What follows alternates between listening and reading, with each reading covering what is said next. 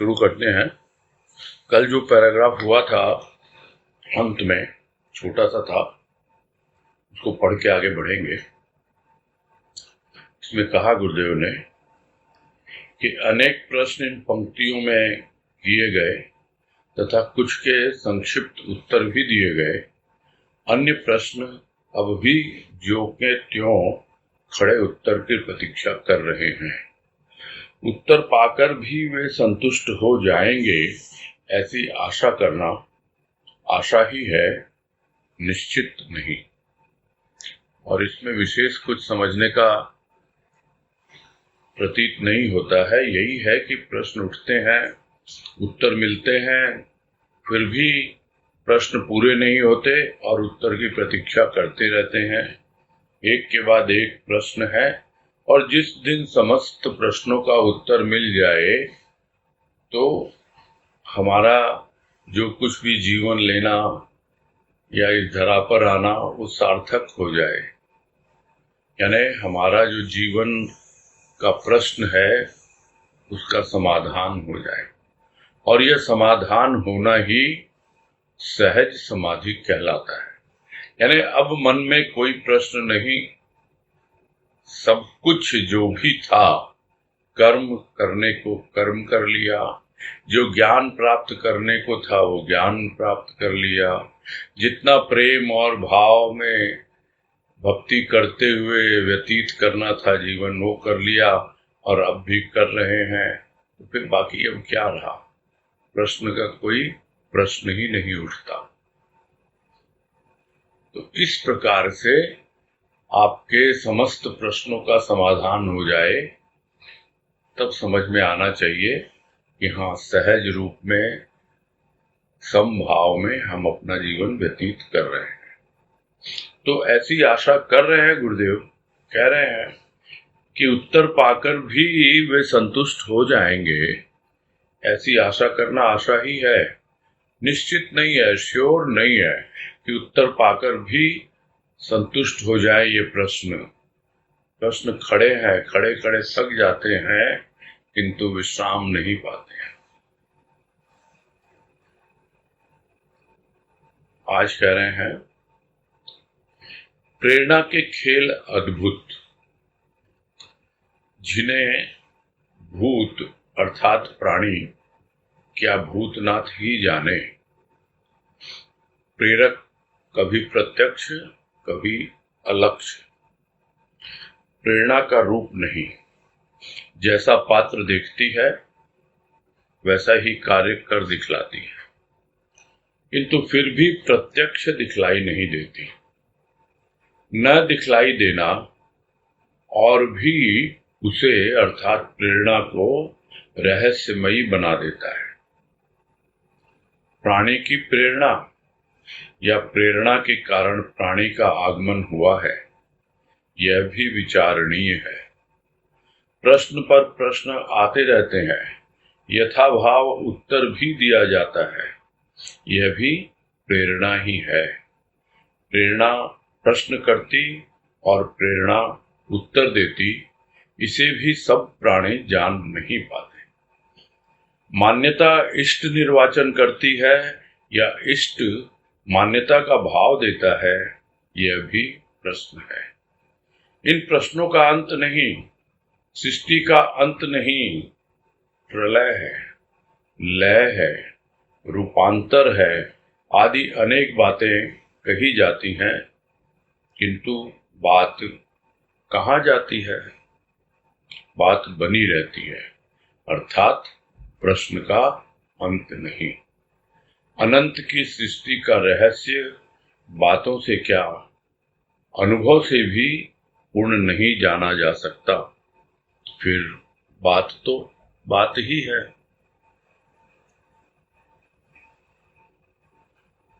और इस पैराग्राफ में कई तरह की बातें हैं, जिसमें ज्यादा फोकस गुरुदेव ने प्रेरणा के ऊपर ही किया है, क्योंकि इस लेख का शीर्षक ही प्राणी की प्रेरणा है। तो इसलिए बता रहे हैं कि ये प्रेरणा के खेल जो होते हैं, ये बड़े विचित्र होते हैं, बड़े अद्भुत होते हैं, जिसे जान पाना इतना आसान नहीं है कि प्राणी उसके लिए तो बहुत कठिन है ही। और जो प्राणनाथ है, जिसने प्राण दिए हैं, शायद वही जाने। तो यहाँ पे प्राणी के लिए भूत शब्द का व्यवहार किया है, वो इसलिए किया है कि यह शरीर जो बना हुआ है, पंच भौतिक शरीर यानी 5 भूतों का आकाश है, वायु है, सब जानते हैं हम, अग्नि है, जल है, पृथ्वी है, ये जो 5 तत्व हैं इनको पंचभूत कहा जाता है। तो उससे बना हुआ है प्राणी, और इसका जो नाथ है जिसे भूतनाथ कहते हैं। और लोग कंफ्यूज करते हैं कि ये भूत वो होते हैं जिनके शरीर नहीं होता, और यहाँ गुरुदेव कहते हैं कि जिसके शरीर है वही भूत है, वही पंच भौतिक है प्राणी। तो वो जाने संभव ही नहीं है। वो क्या जानेगा प्रेरणा के खेलों को? कभी किसी रूप में प्रेरणा आती है, कभी किसी रूप में प्रेरणा आती है। हाँ, हो सकता है या है कि वो जो भूतनाथ है यानी सबका नाथ, वो परमात्मा, वो शिव, वो जाने। तो जो प्रेरणा उठती है वो कहाँ से उठती है? कौन है उसका प्रेरक? तो वो तो कभी कभी तो दिखलाई देता है प्रत्यक्ष, जिसको अक्सर हम कहते हैं कि बाहर से किसी को देखकर हमको प्रेरणा मिली। तो वो प्रेरक कभी तो प्रत्यक्ष होता है, किंतु हमेशा प्रत्यक्ष ही होगा यह आवश्यक नहीं है। कभी कभी अलक्ष्य होता है, यानी दिखलाई देता ही नहीं है, लखता ही नहीं है। लखना यानी दिखलाई देना, बिल्कुल दिखलाई ही नहीं देता। और कभी कभी एकदम दिखलाई देता है, यानी जब बाहर से आता है तब तो दिखलाई देता है इन आंखों से, किंतु जब भीतर से आता है वो प्रेरक, तो हमें दिखलाई नहीं देता। हाँ, उसे कुछ अंशों में अनुभव के द्वारा जाना जा सकता है, क्योंकि अंत में यही कहा कि अनुभव से भी पूर्ण रूप से नहीं जाना जा सकता। और फिर जो बातें होती हैं वो तो बातें ही रह जाती हैं। तो इसी तरह प्रेरणा की बात हो रही है, प्रेरक की बात हो रही है। और यदि हमें कुछ अनुभव मिले भी कि आखिर हमें अगर भीतर से प्रेरणा आ रही है या बाहर से प्रेरणा आ रही है, तो क्या हमें उसका अनुभव हो रहा है? और अनुभव होकर के भी हम एग्जैक्टली समझ नहीं पाते हैं, क्योंकि एक बाहर से प्रेरणा देने वाला कोई भी, सपोज कोई व्यक्ति विशेष ही क्यों ना हो, तो वो एक पर्सन है, उस पर्सन की एक पर्सनैलिटी है, और उस पर्सनैलिटी को हम क्या इंडिविजुअल किसी किसी चीज में बांट सकते हैं? वो उसकी टोटैलिटी में होती है, यानी पर्सनैलिटी टोटल होती है, पूर्ण होती है अपने आप में हर एक व्यक्ति की। और यदि वो हमें प्रेरणा देता है, उसमें समझ पाना थोड़ा कठिन हो जाता है कि आखिर हम उसके किस रूप से प्रेरित हैं, जो दिखलाई दे रहा है उससे या जो दिखलाई नहीं दे रहा है उससे। प्रेरणा का तो रूप नहीं है, किंतु जिससे हम प्रेरित हो रहे हैं, जो प्रेरक है हमारा, उसका क्या रूप है, वो भी कभी दिखता है और कभी नहीं दिखता है। तो प्रेरणा जैसा पात्र देखती है उसी के अनुसार कार्य करती है, यानी पात्र के अनुसार। ये पात्र की बातें हमेशा होती रहती हैं कि पात्र के अनुसार ही सबको मिलता है। और ये भी बात होती रहती है कि सत्संग में गुरुदेव पात्र ही तैयार करते हैं। तो जैसे जैसे हमारा पात्र उस प्रेरणा के योग्य होता चला जाता है, वैसे वैसे उस प्रेरणा के कार्य भी अलग ढंग से होते हैं। उस प्रेरणा के जो सूक्ष्म रूप हैं वो भी अलग ढंग से होते हैं। तो जैसा पात्र देखती है उसी के अनुसार वो प्रेरणा कार्य करती है, किंतु प्रेरणा नहीं दिखलाई देती। और जब दिखलाई नहीं देती, यानी कोई भी चीज यदि दिखलाई न दे, तो स्वाभाविक है हमारी उसके प्रति जिज्ञासा होती है कि आखिर ये क्या है।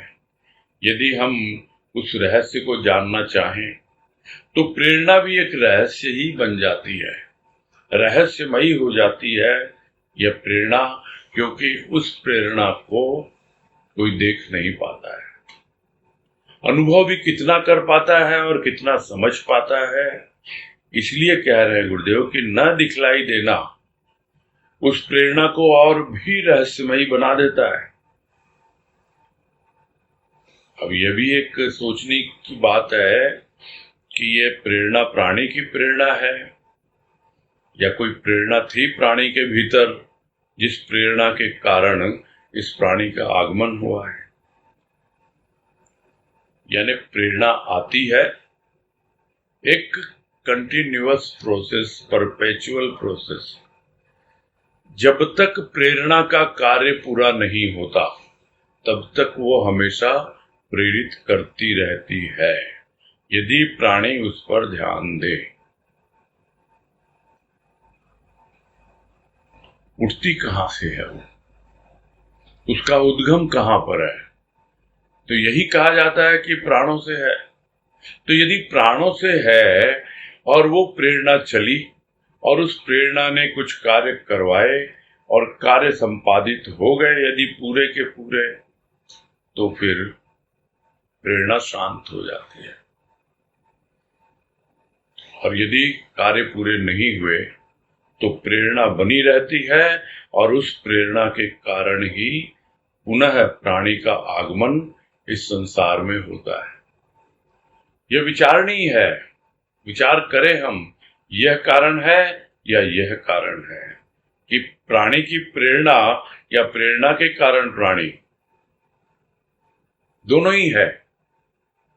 और उसका निष्कर्ष यही निकल रहा है बात करते करते कि जब प्रेरणा का कार्य पूरा हो जाता है तब वो अपने उद्गम में पुनः समा जाती है, यानी प्राणों में पहुंच जाती है, और तब जाकर प्रेरणा को विश्राम मिलता है।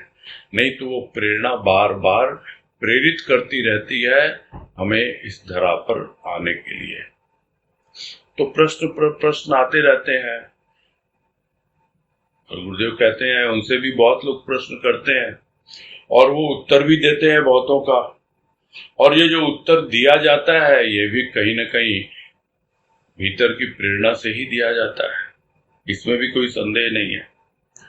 और जो प्रश्न करता है, यानी जो प्रश्न करने वाला है, प्रश्नकर्ता, वो और जो उत्तर देने वाला है वो, दोनों का सोर्स तो वही है कि प्रेरणा वो प्रश्न करने के लिए बाध्य करती है और वही प्रेरणा उत्तर भी देती है।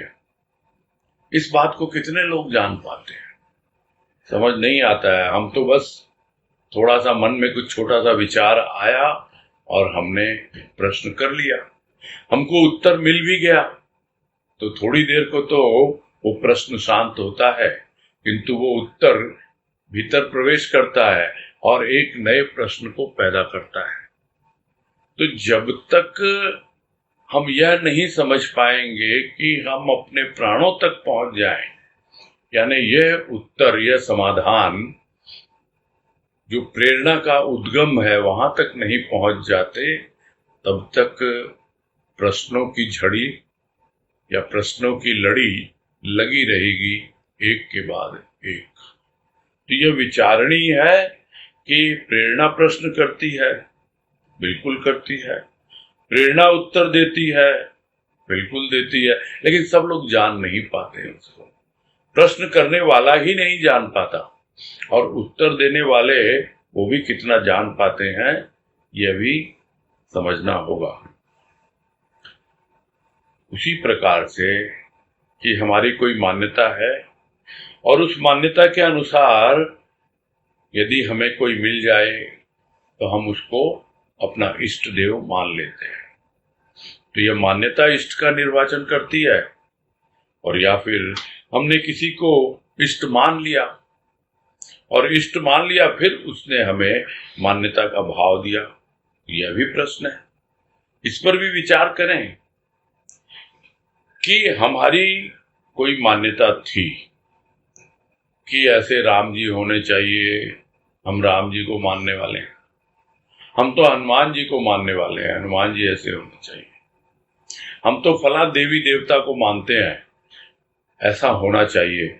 और जब हमें वैसा ही रूप कहीं दिखलाई दे जाता है, यानी हमारी मान्यता के अनुसार वो कोई नजर आ जाता है, तो वो हमारा इष्ट बन जाता है। यानी वो मान्यता ही इष्ट को चुनती है, उसका निर्वाचन करती है। क्योंकि हो गए राम जी, पुनः राम जी आएंगे, किंतु किसी अलग रूप में आएंगे, धनुष बाण लेके नहीं आएंगे, किंतु संत उसमें अपना अनुभव मिल जाता है कि मेरा राम तू ही। इसको कहा भक्तों ने, रोम रोम में बसने वाले मेरा राम तू, मेरा राम तो तू ही है। क्योंकि वो राम के उपासक, और जब उनके सामने इष्ट आता है तो अपने आप ही उनको समझ में आ जाता है कि अरे मैं जिसे ढूंढता था वो तो यही है। तो वो मान्यता जो है वो इष्ट का चुनाव कर लेती है। और उसी प्रकार यदि हमारी कोई विशेष मान्यता है कि नहीं, और इष्ट हमारे जीवन में आ गया, और इष्ट हमारे जीवन में आ गया, तो हम उस इष्ट के अनुसार अपनी मान्यता उस पे आरोपित कर देते हैं, या वो उसकी जो मान्यताएं हैं वो हम ग्रहण कर लेते हैं। तो इस प्रकार जो भी मान्यता का भाव होता है वो चलता रहता है। तो यह प्रश्न है, हर किसी को इस पर विचार करना चाहिए कि वास्तव में जो प्रश्न उठ रहे हैं वो क्या प्रेरणा से आ रहे हैं, या कि बस जिसको बोलते हैं कि बात बे बात पे आ रहे हैं, जो बॉम्बे की भाषा में बोलते हैं खाली पीली प्रश्न कर रहा है, या कि वास्तव में उसके भीतर की जिज्ञासा है, अंदर की गहराई है। मैं मानता हूं भगवान को, मैं मानता हूं संत को, वो मेरा इष्ट है, तो क्या देखा देखी, क्या बस ठीक है और लोग मानते हैं हम भी मानते हैं? नहीं, मैंने चुना है उसको। लाखों करोड़ों देवी देवताओं में तुमको चुना है, यह भाव है, यह निर्वाचन है हमारी मान्यताओं का, वो समझ में आना चाहिए। और या फिर वो हमारे जीवन में आ गया और हमने उसको अपना सर्वस्व मान लिया, सारे देवी देवता उसी में समा जाते हैं। अब ये अनुभव कुछ ऐसे हैं, बड़े पर्सनल होते हैं, और हम सब लोगों को इस तरह की बातों का अनुभव है, और हम जरा इसके माध्यम से ही इन प्रश्नों का उत्तर ढूंढने का प्रयास करें। तो प्रश्नों का तो अंत है नहीं। लोग कहते हैं सृष्टि का अंत है, किस ढंग से है कि प्रलय आएगी तो सृष्टि का अंत हो जाएगा, लेकिन वो अंत नहीं कहलाएगा, वो तो प्रलय कहलाएगा। कुछ कहते हैं लय हो जाओ, तुम लय हो जाओ, तुम लीन हो जाओ, तुम उसमें समा जाओ, तो तुम्हारे लिए तो वही प्रलय है, जिसको गुरुदेव ने एक वाणी में समझाया, लय तो होना ही है एक दिन, प्रलय में या प्रेम में। यानी आज यदि प्रेम में लय हो जाओ, प्रभु के प्रेम में, तो हम तो लय हो गए। अब हमारे लिए तो वही प्रलय है, हम प्रतीक्षा नहीं करेंगे।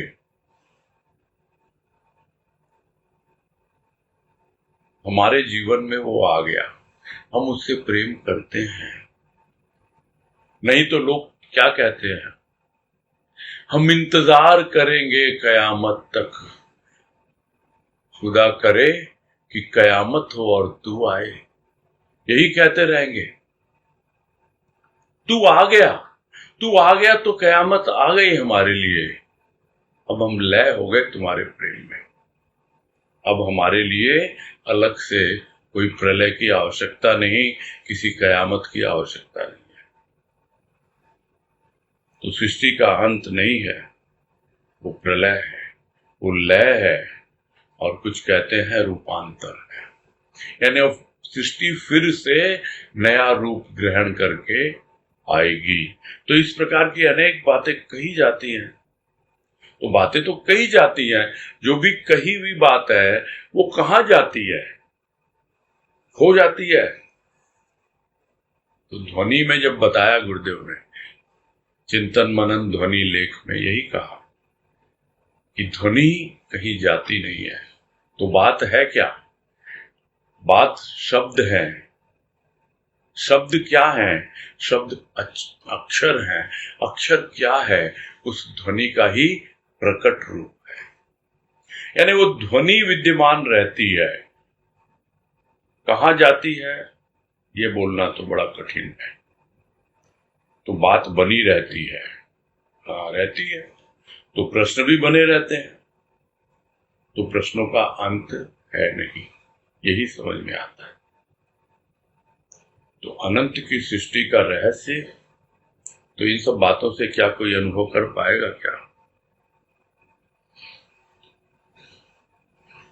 पूर्ण रूप से तो जान ही नहीं सकते आप, अनुभव से भी नहीं जान सकते। और फिर ये सब तो बातें ही बातें हैं, पढ़ के सुन के ग्रंथों का पठन कर लिया, किसी और का प्रवचन सुन लिया, बातें कर ली, चर्चा कर ली, कितना सत्संग कर लिया, यह सिर्फ उसमें सहायक हो सकते हैं। किंतु यह सृष्टि तो अनंत है और इसमें न जाने कितने रहस्य छिपे हुए हैं। बहुत कुछ है, हमको सबसे क्या लेना देना। हमको तो जिससे लेना देना है, जिससे हमारा सरोकार है, हम तो बस उसी पे ध्यान दें। क्योंकि कितना अनुभव अर्जित करेंगे हम, बहुत कठिन है, पूर्ण होना बड़ा मुश्किल है। जितना हम समझ पाए उतना ही काफी है। लोग कहते हैं सागर में डुबकी लगाओ, और जिसको तैरना नहीं आता वो क्या करेगा? भाई नहीं, डुबकी लगाऊंगा सागर में तो मैं तो मर जाऊंगा। तो जो मरने के लिए तैयार है उसको क्या सागर में ही डुबकी लगानी पड़ेगी? क्या लोग यूं ही कहते हैं कि मरने के लिए तो चुल्लू भर पानी भी पर्याप्त होता है? यानी जो अपना जीवन उत्सर्ग करना चाहता है, अपने प्राणों को न्यौछावर करना चाहता है, उसको तो जो भी थोड़े बहुत अनुभव मिलते हैं गुरुदेव की कृपा से, वही उसके लिए पर्याप्त है। और अपने आप को पूरी तरह समर्पित करने के लिए वो तैयार हो जाता है। तो अनुभव से कहां पूर्ण हो पाएगा, और बातें तो सिर्फ बातें ही हैं। आगे कह रहे हैं, अभिशाप वरदान के रूप में जीवन मिला, यह भी सिद्धांत है। जीवन मिला, प्रेरणा शुभ कर्मों की न मिली, अब जीवन भार, प्रतिक्षण विलक्षण, जब लक्ष्य रहा अज्ञात मिलन का। वर समीप, दान प्राण दान, जीवन सफल, यह भी प्रेरणा थी और है। कृत कार्य यदि विकृत हैं तो संपूर्ण विश्व विश्वत, यदि उत्कृष्ट तो प्राणी संतुष्ट है अपने जीवन से। भू पर आगमन हुआ है, मन का भार, दिल की हार, प्राणों की पुकार, निरर्थक संस्कार को समर्पण करने के लिए, न कि विचारों का समर करने के लिए। यह युद्ध भूमि नहीं, शुद्ध भूमि है, शुद्ध प्रेरणा वालों के लिए।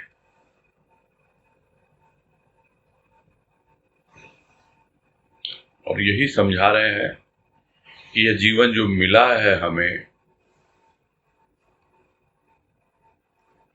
इसके पीछे भी सिद्धांत है कुछ लोगों का कि ये अभिशाप है या वरदान है। कुछ लोग तो ये कहते हैं भाई हमारे पूर्व जन्म के जो भी पाप थे उन पापों का फल भोगने के लिए ही हमको मिला है। जिस दिन पाप कट जाएंगे, हमारे भोग पूरे हो जाएंगे, तो हम इस धरा से चले जाएंगे, यही लोग कहते हैं। तो वो जीवन को अभिशाप मानते हैं।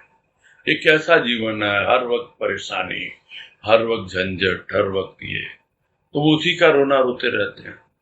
और कुछ समझते हैं अरे ये वरदान स्वरूप मिला है मुझे यह जीवन, ये परमात्मा की बहुत बड़ी कृपा है मुझ पर कि मुझे ये मनुष्य का जीवन दिया है। तो यह भी सिद्धांत है, लोगों की अपनी अपनी मान्यताएं हैं, अपनी अपनी सोच है। तो जीवन तो मिल गया, अब चाहे वरदान स्वरूप मिला या अभिशाप स्वरूप मिला, यह तो हमको विचार करना होगा।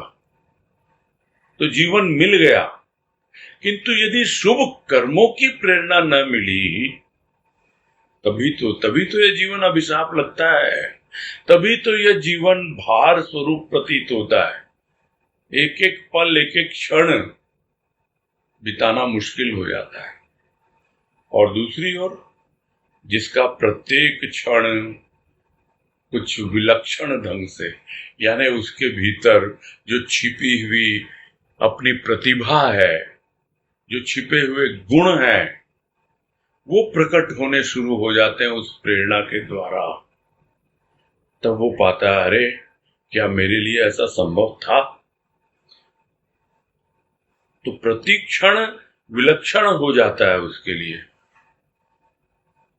इसके लिए जब लक्ष्य रहा, जिसके सामने यह लक्ष्य है कि वो प्रभु मेरे लिए अज्ञात हो सकता है किंतु अज्ञेय नहीं है, उसको जाना जा सकता है, और जितना जानते जाएंगे उतना ही उसमें समाते जाएंगे,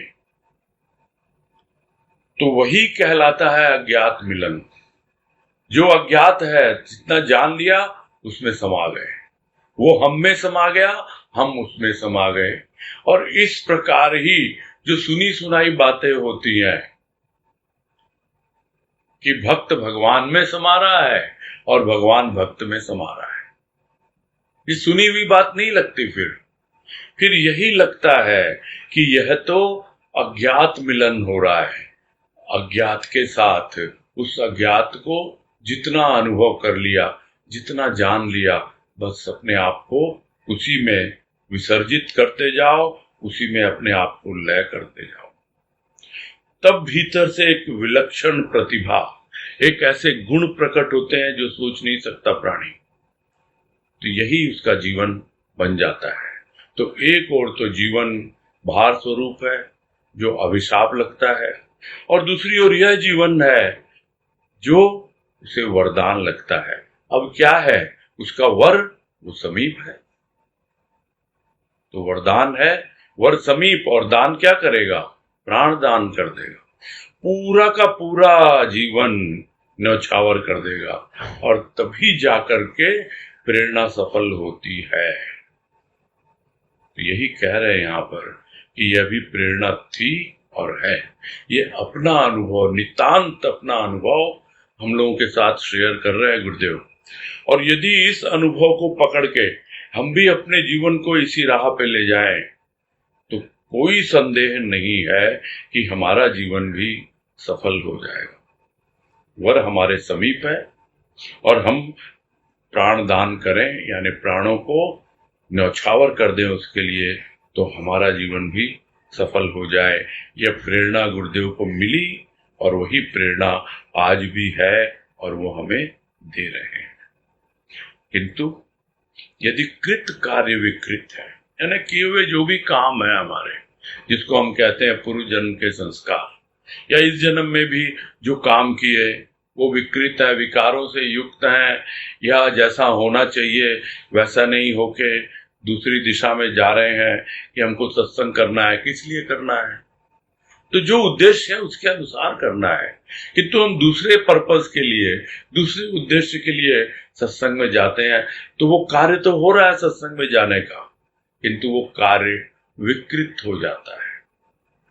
जो उस उद्देश्य गुरुदेव ने हमें बतलाया, उस उद्देश्य को ध्यान में रख करके कि हम क्या चाहते हैं, जो भाव निर्झरणी के शुरू में लिखा हुआ है उसको दोहराने की आवश्यकता नहीं है, हम सबको पता है।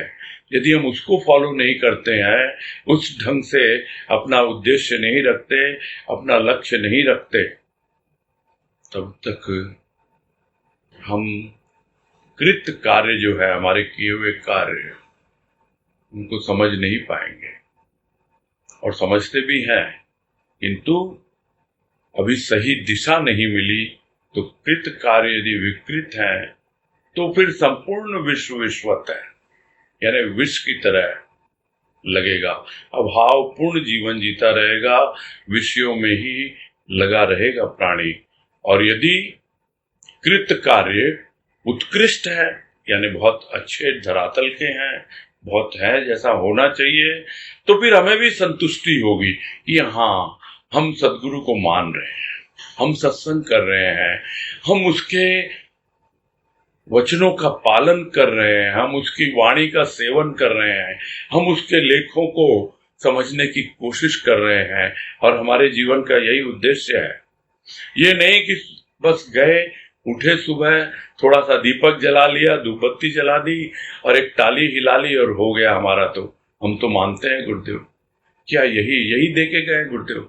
इतना खजाना छोड़ के गए हमारे लिए, और हम उन उत्कृष्ट कार्यों को जब तक नहीं करेंगे, तब तक हम अपने जीवन से संतुष्ट नहीं हो पाएंगे। तो यही कह रहे हैं, यदि कृत कार्य विकृत है तो संपूर्ण विश्व विश्वत, और यदि उत्कृष्ट तो प्राणी संतुष्ट है अपने जीवन से। तो भूपर आगमन हुआ है, आया है इस धरा पर, किस लिए आया है? बहुत सारे कारण गुरुदेव ने बताए। यहाँ इस धरा पर क्यों आया? वही तू मन का भार, जो भी भार तू लेके गया था इस संसार से, वो भार दूर करने के लिए आया है। दिल की हार, कितनी बार तूने दिल दिया लोगों को और हर बार हार ही हार मिली तुझे, ठगा गया तू हर बार। इसलिए आगमन हुआ है कि तू दिल हार जा पूरी तरह, उसको समर्पित कर दे, अपने मन का भार उसके चरणों में डाल दे, और जो तेरे प्राणों की पुकार है, एकदम प्राणों की गहराई से उस पुकार को अपने प्रभु के प्रति समर्पित कर, और तब मालूम पड़ेगा कि तेरे जितने भी निरर्थक संस्कार हैं, जो पूर्व जन्म के निरर्थक, जिनका बोझ ढो रहे हैं, अनजाने में ढो रहे हैं, पता ही नहीं है, और इस जन्म के भी कितने संस्कार हैं, कितनी मान्यताएं हैं, कितने कितने हम तरह तरह से उल्टे सीधे धंधों में लगे हुए हैं धर्म कर्म के नाम पर। तो इन समस्त संस्कारों को समर्पण करने के लिए ही यह जीवन मिला है हमें। इसलिए नहीं मिला कि बस समर करते रहो, यानी लड़ते रहो अपने आप भीतर ही भीतर विचारों से। तो विचारों का समर, यानी विचारों की लड़ाई करने के लिए, युद्ध करने के लिए भीतर ही भीतर आप अपने एक विचार से दूसरा विचार, और इस तरह चलता जाए। तो ये समर्पण शब्द को गुरुदेव ने लिया है समर करने के लिए नहीं, समर्पण करने के लिए है। और यह जो भूमि है, यह संसार, यह युद्ध भूमि नहीं है, यह तो शुद्ध भूमि है, यानी पूरी तरह से शुद्ध है। किसके लिए? जब प्रेरणा हमारी शुद्ध हो, तो शुद्ध प्रेरणा वालों के लिए यह भूमि शुद्ध है। यानी जिसने इस जीवन को वरदान के रूप में माना है और जिसका जीवन प्रत्येक क्षण शुभ कर्मों में लग रहा है और अपने जीवन का सारा भार जिसने प्रभु के चरणों में डाल दिया है और अपने प्राणों को पूरी तरह से समर्पित कर दिया है, तो ऐसा प्राणी ही संतुष्ट है अपने जीवन से। और उसी के लिए यह जो भूमि है, यह युद्ध भूमि नहीं है, शुद्ध भूमि है। और जो प्रेरणा उसे मिलेगी वो शुद्ध मिलती है और शुद्ध मिलती रहेगी।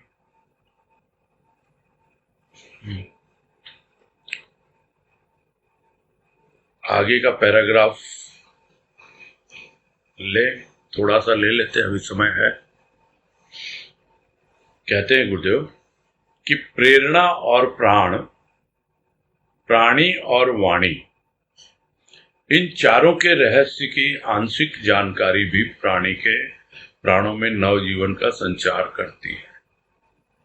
चार का संचार कर विचार, चार वर्ण, चार वेद, जीवन के चार सोपान अर्थात धर्म, अर्थ, काम, मोक्ष, चतुर्भुज इष्ट, द्विभुज मनुष्य सभी प्रेरणा के अभिलाषी हैं। प्राण गति है स्थूल प्राणी की। प्राणों का मोह भय का कारण है। प्राण प्रतिष्ठा रहित मूर्ति मात्र है, प्रेरणा प्रदात्री नहीं। प्रेरणा के अभाव में प्राणी सजीव होता हुआ भी निर्जीव सा प्रतीत होगा। प्राणी की प्रेरणा ने मनुष्य को देवपद प्रदान किया। राज्य का मोह जिनके लिए तुच्छ था, ऐसे भी व्यक्ति धराधाम पर आए तथा प्राणों की प्रेरणा ने उन्हें साधना के लिए उत्साहित किया। हिंसक प्राणियों के भय से मुक्त कर युक्त किया उसे महाशक्ति से, जिसे पाकर वे विश्व प्रेम प्रसारित करते हुए देव पद पा सके। ऐसे महापुरुषों में बुद्ध, महावीर स्वामी आदि अनेक हुए हैं। और अंत में तो खैर इस पैराग्राफ के गुरुदेव प्रेरणा दे रहे हैं प्राणी मात्र को कि यदि इस तरह का जीवन आप व्यतीत करोगे कि आपको प्राणों का कोई भय नहीं है और उन प्राणों को आप अपने प्रभु के चरणों में, उसकी सेवा में या उससे प्रेम करने में पूरी तरह से समर्पित कर दो, तो फिर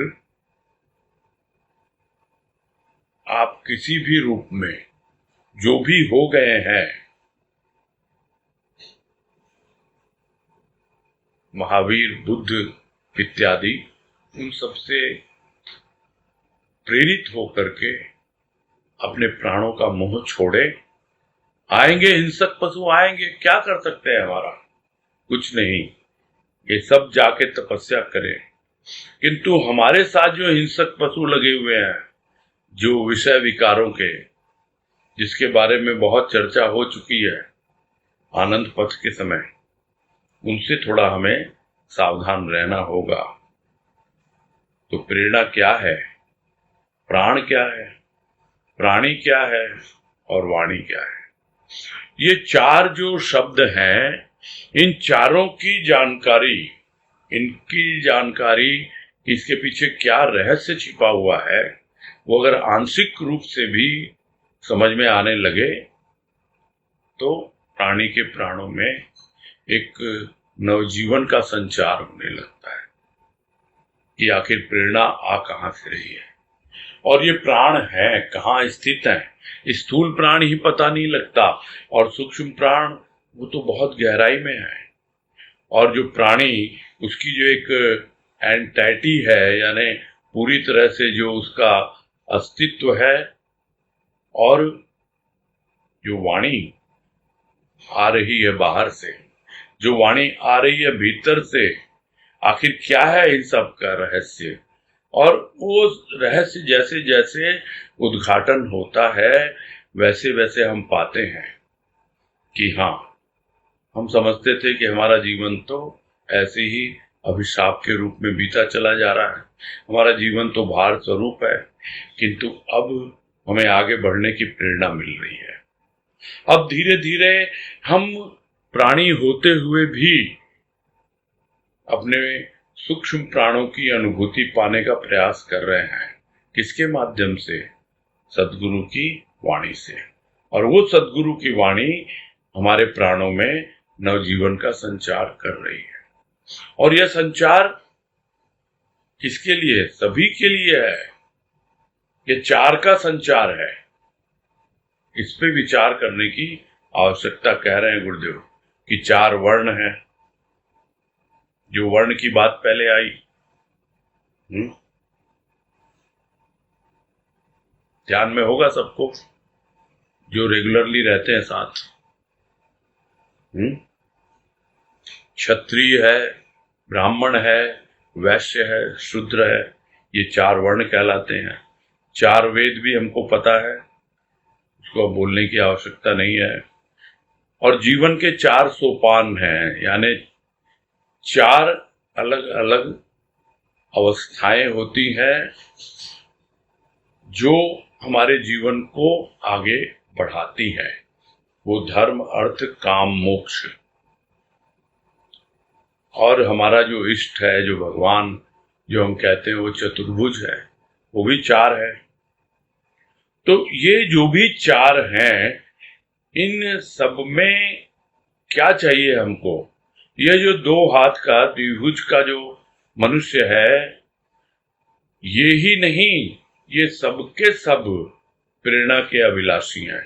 यानी बिना प्रेरणा के न तो वेद बन सकते हैं, बिना प्रेरणा के न वर्णों का निर्माण हुआ, बिना प्रेरणा के कोई समझ ही नहीं पाता कि ये धर्म, अर्थ, काम, मोक्ष क्या है, और बिना प्रेरणा के चतुर्भुज इष्ट, उसका क्या महत्व है, कोई जान पाए। तो ये मनुष्य ही नहीं, सभी प्रेरणा के अभिलाषी हैं, क्योंकि ये किसी प्रेरणा से ही इनका उद्गम हुआ है। जो बात पहले भी आई थी कि प्रेरणा से ये बने हैं या प्रेरणा के कारण इनका आगमन हुआ है। जो पहले कहा ना कि प्राणी की प्रेरणा या प्रेरणा के कारण प्राणी, वैसे ही है कि ये जो कुछ भी चार का हम विचार करेंगे, उसके अंदर में प्रत्येक को प्रेरणा की आवश्यकता है। बिना प्रेरणा के हम कुछ भी समझ नहीं पाते हैं। और जब हम प्राण की बात सोचते हैं तो प्राण में गति है, स्थूल प्राणी की है। गति स्थूल है, वो प्राण गति है, स्थूल प्राणी की गति है। जब तक इस शरीर के अंदर प्राण है तब तक प्राणी गतिशील है, और इसीलिए प्राणी को प्राणों का मोह होता है।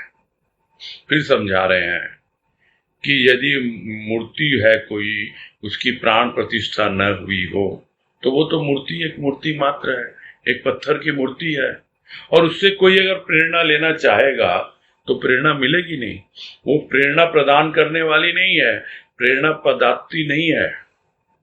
और जब तक प्रेरणा न मिले उसको, तो प्रेरणा के अभाव में क्या होगा? प्राणी जो है वो तो सजीव है, और मूर्ति जो है वो निर्जीव है। वो तो मूर्ति मूर्ति मात्र है, यदि उसकी प्राण प्रतिष्ठा ना हुई हो तो वो खुद भी निर्जीव सा ही प्रतीत होता है। ऐसे ही मूर्तियां, एक मूर्ति दूसरी मूर्ति न जाने कितने चक्कर लगाता रहता है और निर्जीव सा ही जीवन व्यतीत करता रहता है। सजीव है, उसके भीतर प्राण है, किंतु जिस मूर्ति को वो समझ रहा है देव, उस मूर्ति की प्राण प्रतिष्ठा हुई, और हमारे प्राण उस मूर्ति के प्राणों से जब तक जुड़ते नहीं है तब तक मूर्ति भी निर्जीव है और प्राणी सजीव होता हुआ भी निर्जीव ही है। तो ये तो प्राणी की प्रेरणा ही है जिसने मनुष्य को देवता बना दिया। और उदाहरण फिर दिया ही कि राज्य का मोह इनके लिए तुच्छ था। पहले भी बात हुई कि बुद्ध भी राजा के बेटे, महावीर भी राजा के बेटे, राजपाट छोड़ के चल दिए साधना के लिए। क्या थी वो? उनके प्राणों से वो प्रेरणा आ रही थी। इसीलिए उन्हें भय नहीं था प्राणों का। हिंसक पशु ये जितना कुछ भी आसपास था, जंगलों में चले गए तपस्या करने के लिए। और जब उन्होंने जो उपलब्ध किया उसमें विश्व प्रेम ही महत्वपूर्ण था और उसी को आगे उन्होंने फैलाया आजीवन।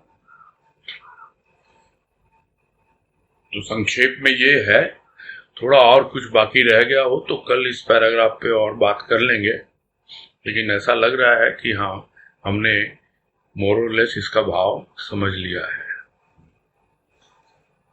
तो अभी पूरा करते हैं, समय हो गया।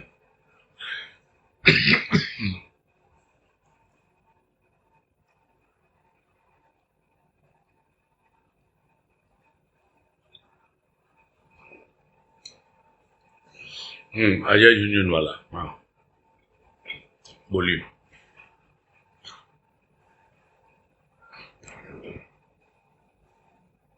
हाँ, प्रणाम। हाँ नमस्कार, बोलिए। आज जो पैरा शुरू हुआ है प्रेरणा के खेल, उसके अंदर में लास्ट में प्रेरणा की बात करते करते अचानक मान्यता इष्ट निर्वाचन करती है, इष्ट मान्यता का भाव देता है। यह प्रश्न, मेरा प्रश्न यह है कि प्रेरणा की बात होते होते मान्यता का कनेक्शन क्या उसके साथ, ये नहीं समझ।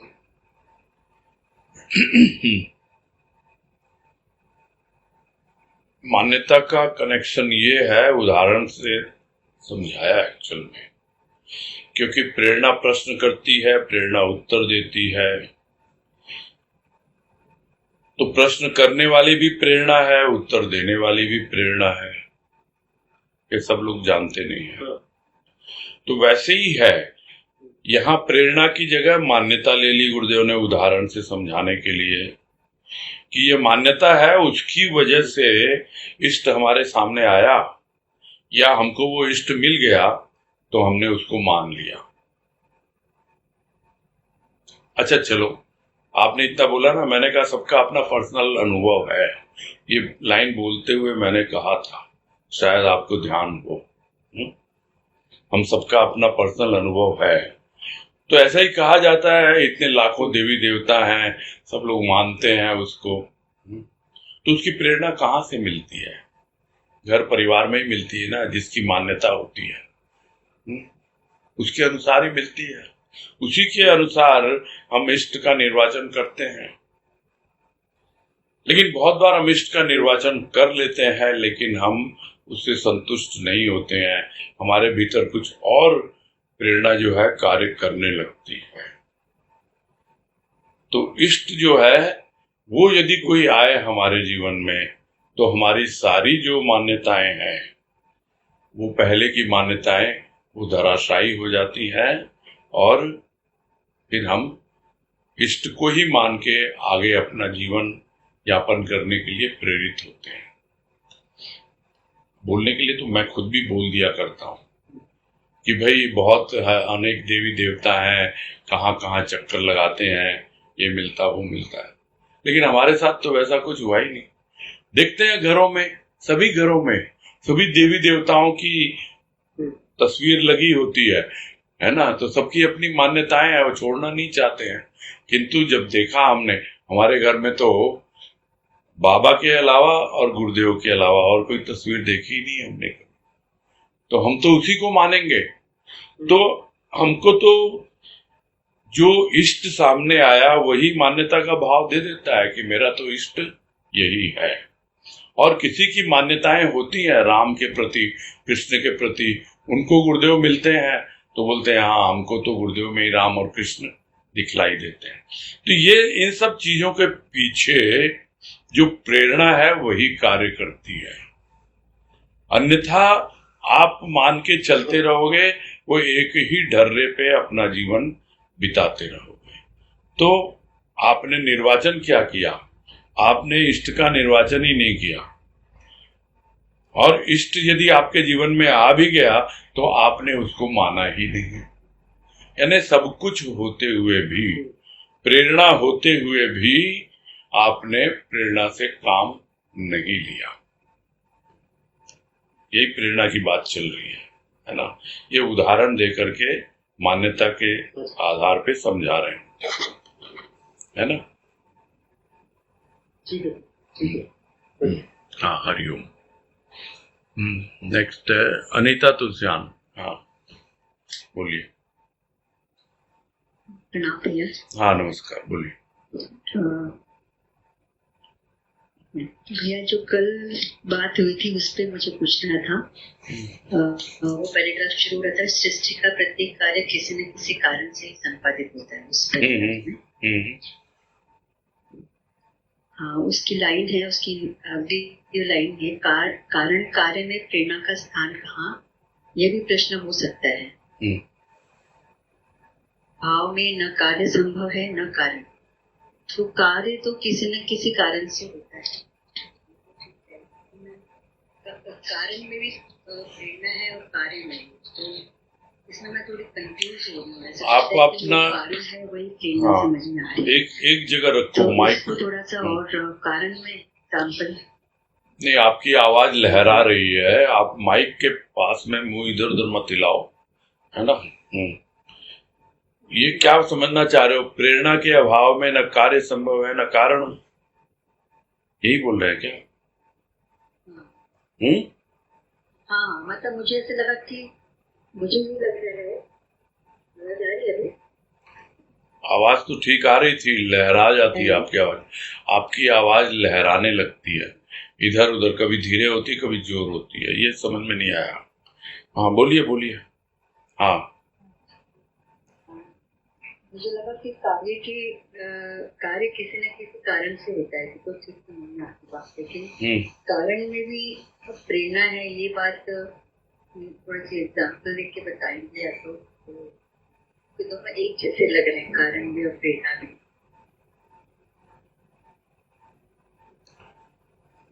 देखो कहाँ है प्रेरणा का स्थान। ये प्रेरणा ही तो है जो कोई न कोई वजह बनती है, जिसके भीतर प्रेरणा है ही नहीं। कारण को आप वजह समझो ना। यहाँ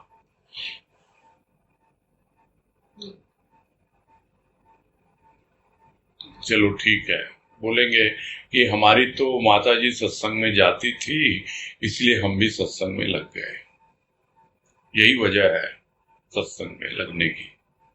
किंतु यदि आपके भीतर में प्रेरणा न हो सत्संग में लगने की, तो क्या वो वजह है टिकी रहेगी? नहीं, आप अपने ऊपर उदाहरण लेके समझो। तो यानी वो प्रेरणा है आपके भीतर, जिसकी वजह से वो कारण पैदा होता है। यानी उस प्रेरणा के अभाव में कारण बनता ही नहीं है कार्य करने का। तो यानी सर्वप्रथम तो वो प्रेरणा उसकी वजह बनी, यानी कारण बनी, और उसके बाद में जब आपने उस कारण की वजह से कार्य किया, यानी सत्संग करने लग गए, सत्संग में लग गए, तो फिर वो सत्संग का कार्य संभव हो पाया। यानी प्रेरणा के अभाव में दोनों ही चीजें संभव नहीं है। पहले तो प्रश्न किया गुरुदेव ने कि यह प्रश्न हो सकता है कि कारण कार्य में प्रेरणा का स्थान कहाँ है। बाद में उसका उत्तर भी दे दिया स्पष्ट रूप से कि बिना इसके, बिना प्रेरणा के न तो कारण संभव है और न कार्य संभव है। और प्रैक्टिकली आप अपने ऊपर लेके सोचो, आपको अच्छी तरह से समझ में आ जाएगा कि कारण होते हैं कितने और भी होते हैं, औरों की भी माएँ होती होंगी सत्संग में, लेकिन उनके भीतर से प्रेरणा आती ही नहीं, तो कारण बनता ही नहीं उनका सत्संग में आने का। तो कारण के पीछे बन गया ना, यानी वो प्रेरणा जब तक नहीं होगी तो वजह भी नहीं बनेगी। प्रेरणा होती है तब जाके कारण बनता है, यानी वजह होती है। और जब आप उस कारण के ऊपर चलते हो तब जाके वो कार्य रूप में परिणित होगा। नहीं तो ठीक है, प्रेरणा तो उठ रही है, क्या करें, बहुत मन करता है, जा ही नहीं पाते। हमारी माँ भी जाती थी सत्संग में, हाँ हाँ ऐसा था वैसा था, लेकिन नहीं, हम तो नहीं जा पाए, हम तो नहीं जा पाते, समय नहीं निकलता है। बस अपने आप को क्यों, उसके पीछे कारण यही है कि उनको प्रेरणा नहीं है सत्संग में जाने की। उनकी जो प्रेरणा है वो दूसरे कारणों में उलझी हुई है। समझ गए? हाँ। और एक प्रश्न था। हाँ बोलिए। आज आई बात अभिशाप वरदान के रूप में जीवन में लाने जैसे और ये बात हुई कि कोई तो समझता है, जैसे आपने इसमें कहा, जिसको प्रतिक्षण विलक्षण लग रहा है, मतलब उसको तो वरदान के समान लगता है और किसी को लगता है अभिशाप के समान। लेकिन ऐसे लग रहा है कि जीवन तो वरदान है, लेकिन फिर भी कुछ कुछ मोमेंट्स ऐसे होते हैं जीवन में, तब उसमें वो जैसा नहीं लग रहा होता। हाँ। उसकी वजह तो बहुत बार बताई है गुरुदेव, यहाँ भी बता रहे हैं कि वर तो समीप है हमारे, लेकिन हम प्राणदान नहीं कर पा रहे हैं, इसीलिए जीवन सफल नहीं है। और अगर कर दिया तो प्रेरणा आपके भीतर आ गई, इसका मतलब तब किया आपने। जब तक आपके प्राणों में वो प्रेरणा ना आए कि हम पूरी तरह से अपने प्राणों को समर्पित कर दें, उत्सर्ग कर दें, उसके लिए न्यौछावर कर दें अपने प्राण, और ये टोटल फिर लगेगा ना, एक एक सांस लेते हुए आफत लगती है कि मेरा जीवन व्यर्थ जा रहा है। व्याकुलता ऐसी हो जाती है ना, जो अनुभव करेंगे तो मालूम पड़ेगा, किया आपने अनुभव भी। लेकिन कभी ऐसा ये इसीलिए होता है कि अभी पूरी तरह से वो चीज अंदर बैठी नहीं है। ठीक है? ठीक है। हाँ, हरिओम। नेक्स्ट स्वाति झुंझुनवाला। बोलो स्वाति। प्रणाम ताऊ जी। हाँ, अभी अलग से आपका आ गया है, मेरा भी आप अलग से बैठने लगे। पहले तो अजय झुंझुनवाला, मैं सोचता था अजय झुंझुनवाला है कि स्वाति झुंझुनवाला है। बोलो बोलो।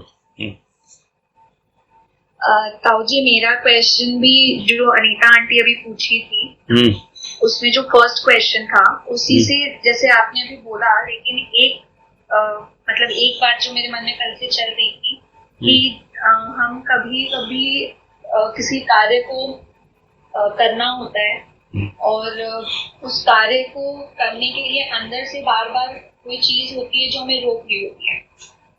और मतलब अगर हम लॉजिक वाइज देखें या किसी मतलब प्रैक्टिकली उस चीज को अगर हम सोचते हैं तो लगता है कि हम क्यों नहीं उस कार्य को करने में मतलब मन हमारा क्यों नहीं उसको साथ दे रहे कि उस चीज को करें।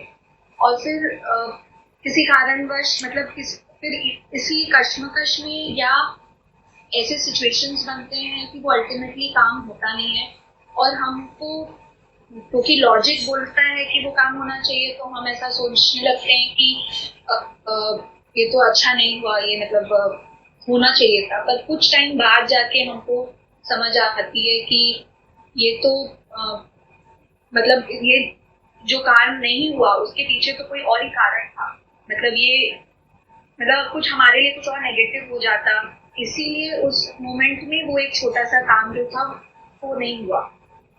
तो इसी मतलब ये एक बात क्योंकि मन में बार बार आ रही है, तो ऐसा लग रहा है कि तो यहाँ पे जो हम कारण और इंट्यूशन जो मतलब अगर प्रेरणा की हम बात कर रहे हैं तो इसमें तो फिर ऐसे लग रहा है कि वो एक कोई महाकारण है जो हमारे को अंदर से इंट्यूशन दे रहा है कि भाई नहीं, हमको नहीं आगे बढ़ना है। तो यहाँ थोड़ा एक कंफ्यूजन अभी भी लग रहा है।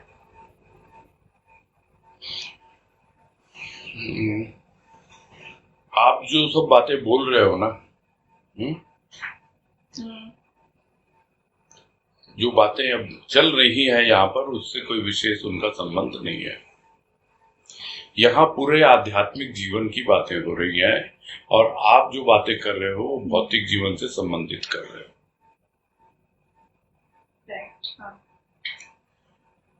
वो तो यदि आपने अपना जीवन समर्पित कर दिया है, यदि आपने अपने प्राणों को उत्सर्ग कर दिया, जो सब बातें हो रही हैं इसमें, तो आपको अपने भौतिक जीवन को लेकर के जरा भी किंतु परंतु या किसी भी प्रकार का संशय, सवाल या कोई डाउट्स कभी आते ही नहीं है, नहीं आते हैं। You accept. अगर आपने जो नहीं करना था वो भी कर दिया, तो भी आप यही मन में विचार रखोगे कि करवाने वाले ने मुझसे करवाया, बिकॉज मैं तो पूरी तरह समर्पित हूँ। और आपका बिल्कुल आपके जीवन में उन सब बातों का महत्व एकदम नेग्लिजिबल होता है। आपका टोटल फोकस जो होता है वो अपने आध्यात्मिक जीवन पे होता है। तो यहाँ जो बात चल रही है, गुरुदेव जो लिख रहे हैं या जिस पे हम चर्चा कर रहे हैं, वो पूरा का पूरा आध्यात्मिक जीवन से संबंधित है। भौतिक जीवन के खेल अलग होते हैं। बहुत बार हम सोचते हैं, हाँ बोलो। जी नहीं आप बोलो। मैं तो यही कहना चाह रहा हूँ कि कभी कुछ होगा, कभी कुछ होगा। इसके पीछे वजह यही है कि अभी हम सोचते हैं कि ये ऐसा करें कि ऐसा न करें। अरे जो हमारी बुद्धि काम करती है उसके अनुसार जीवन यापन कर रहे हैं। कर दिया, हुआ नहीं हुआ, अच्छा हुआ, बुरा हुआ, क्या रिजल्ट है, रिजल्ट पे कभी दिमाग ही नहीं लगाना चाहिए मेरे हिसाब से। कभी नहीं लगाया, मैंने तो नहीं लगाया है ना। जब मैं बात करता हूं तो इम्फेटिकली अपने अनुभव की बात करता हूं, मैंने कभी नहीं लगाया है। और जिन लोगों ने, जो मुझे जानते हैं अच्छी तरह से, उनको सबको मालूम है कि मैंने क्या क्या तरह से जीवन जिया है और किस प्रकार से भौतिक जो भी चीजें हैं उन पे अलग ढंग से फोकस करते हुए, और जो आध्यात्मिक है उन पे अलग ढंग से फोकस करते हुए ही अपना जीवन यापन किया है। सबका अपना अपना जीवन है, मैं तो ये कहूंगा। और यहाँ जो बातें हो रही है ना इस पुस्तक में, इस लेख में, वो टोटली आध्यात्मिकता से संबंधित है।